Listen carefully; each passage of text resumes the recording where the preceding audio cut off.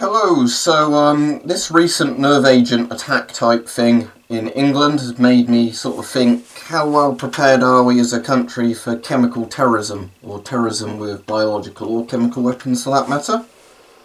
And the answer is probably not very good, because obviously with this incident, when the first policeman arrived on the scene, he then developed nerve agent poisoning, or allegedly developed nerve agent poisoning, and then was in hospital, on life support and all that sort of stuff.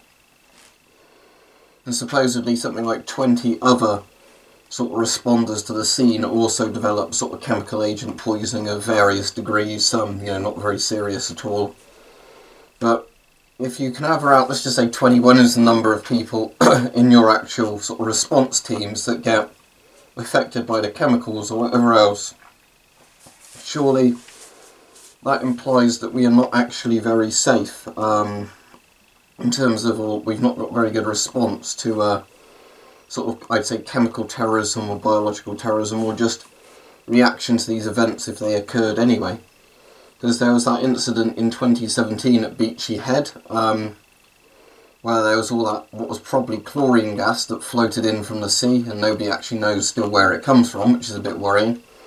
But lots of people were very ill from that, and again, the emergency responders, it took them a while to realise they should call the fire brigade with respirators, using air-supplied respirators, which would protect them.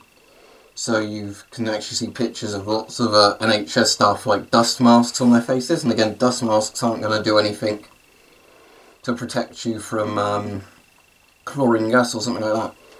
Another worrying thing I saw from this nerve agent type one is there's lots of pictures of guys in hazmat suits, so you think that's good, they're wearing hazmat suits, that's, all good and proper.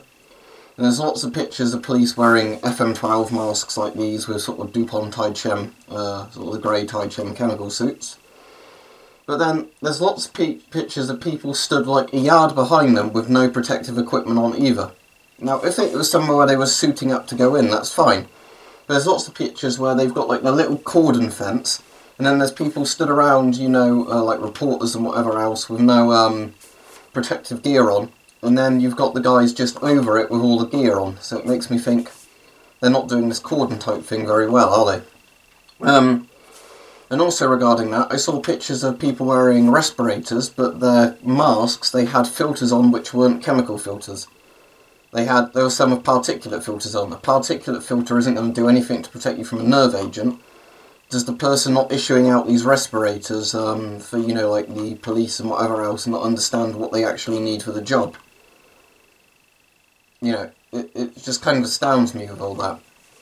So, as I said, I'm quite worried that, the UK actually might be very vulnerable to a lot of these sort of chemical agent attacks or bioterrorism attacks and things like that, just simply because it seems that the actual emergency responses don't really know what they're doing to the incident.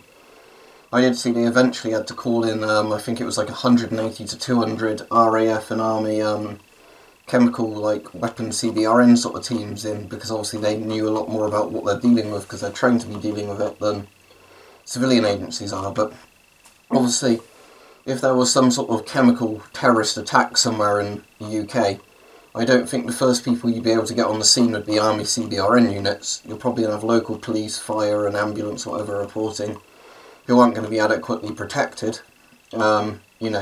Do they even have chemical weapon testing kits? There's all this sort of stuff. Now, it's very unlikely that actual terrorists or anything like that would get their hands on real nerve agents. That's more like a state-sponsored thing. At least the powerful nerve agents, as I've said before in videos, it is quite easy for people to get very dangerous pesticides and things like that and use them as a chemical weapon. But it's more likely going to be things like chlorine and phosgene, if terrorists deployed them, or other sort of dirty bomb type things like that.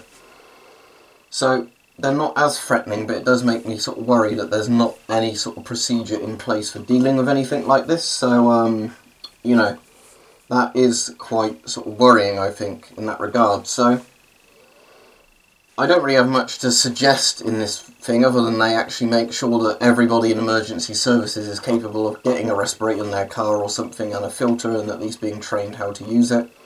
Maybe give them the cheap, like the DuPont Taichem suits, the other people had foldable suits, so they can at least wear those.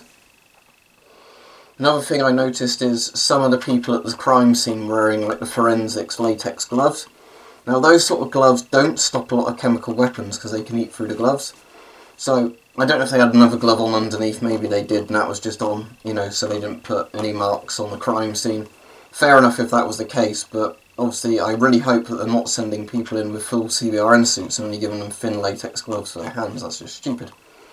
So my advice to everybody is, which I sort of said lots of times, is it's probably worth you getting a respirator and at least a couple of in-date filters.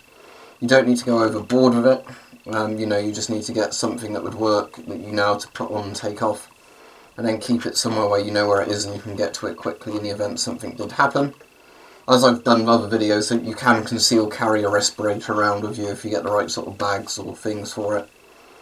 But yeah, it's just a bit worrying really, I think, is the main thing, that whenever something like this seems to happen, it seems that the emergency services really don't know what they're doing in regards to responding to it. I'm not saying that to bash the emergency services, but I think a lot of people in them would never be trained in this sort of thing, even though it's obviously a growing threat with terrorism and all the sorts of things like that. So stay safe everybody, and I'd sort of hope a lot of you, if you haven't done so already, might look into getting at least a respirator. Doesn't need to be good as an FM12, but just something that's you know, going to actually physically protect you if you really need it.